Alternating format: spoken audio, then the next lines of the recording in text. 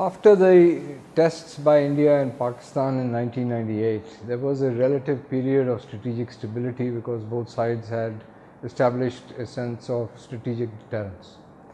However, following the nuclear waiver given to India, sponsored by the United States in 2008, and the strategic partnership that has emerged between the United States and the Indians, mainly directed against China because the US would like to use India as a counterweight to China.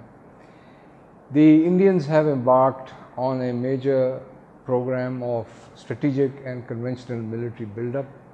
This is being supported, assisted by the United States. And in this process, they have acquired because of the 2008 waiver, the ability to enhance and increase the number of their nuclear warheads. They have increased and acquired a triad of delivery systems of short, medium and long range nuclear weapons which are land, air and seaborne. They are experimenting with a ballistic missile defense system, and they are also experimenting with a MIRV or multiple independent re-entry vehicle capability. And finally, they are also have the capacity now of working towards eventual development of a hydrogen bomb. So these, from Pakistan's perspective, are in the strategic realm highly destabilizing developments. In addition to that, India has enhanced its conventional military capabilities to put in place what it has put across as its doctrine of cold start. A cold start doctrine which is meant to fight a conventional war with Pakistan despite the existence of strategic deterrence. So below the strategic level, a conventional war is being envisaged, which is also highly destabilizing. In response to that, of course, Pakistan has to respond by closing the gaps, and one of the ways it is trying to close the gaps is to acquire the capability to deter a conventional attack through smaller, low-yield nuclear weapons, because this is a more cost-effective option rather than to build up the conventional parity with India, which would be highly expensive for Pakistan. So these are developments which are creating a highly unstable situation in the region. And in spite of the current differences between the two countries, the situation is becoming more complex as a result of what is happening today in Kashmir. And as we all know, both Indian and Pakistani troops face each other on the line of control, and this is a situation which can spark a larger conflict. So in such a situation, there is an urgent need for a dialogue to stabilize the strategic environment in this region.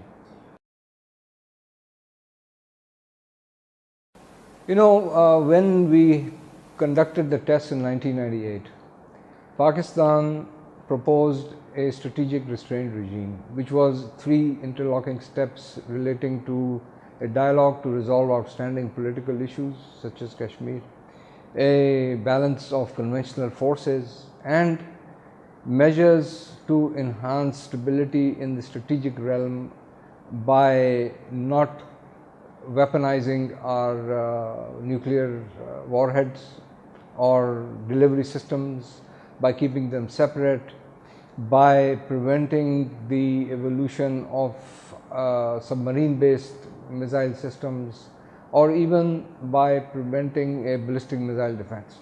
Now, on many of these points, India has already made progress because they rejected at that time the proposals we had made. We have some small, modest CBMs in place, early warning, not to conduct missile tests within different range, or military exercises within certain range of each other's borders, etc. Those are in place. We need to supplement these. I think one of the most important in the present environment, one of the most important CBMs would be to have a dialogue on resolving this issue of a sub-strategic conflict. That is to say, a possible conflict that can emerge as a result of India's cold start doctrine. This gap needs to be plugged, and a dialogue is needed between the two sides to ensure that we do not go down this road which can lead to a larger nuclear conflict.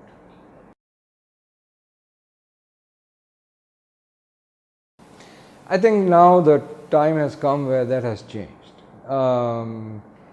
When the Indians were under pressure, that is immediately after 1998, when the tests took place and the international community was criticizing India, and India particularly because they were the first ones to test.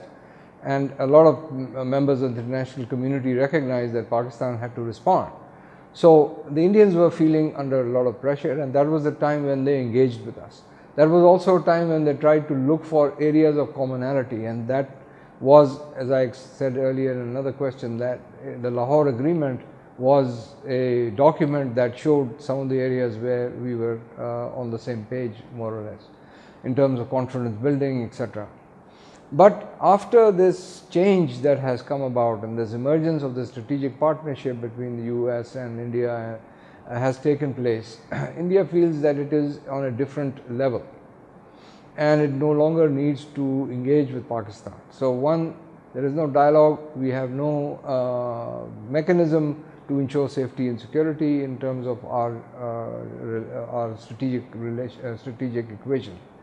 On the other hand, at the international level, we used to have common positions, say for instance on NPT, on the fissile material issues, or on even on the comprehensive test ban to a certain extent. That is no longer the case. So we are not on the same page anymore on many of these issues because Indians are on a different tangent.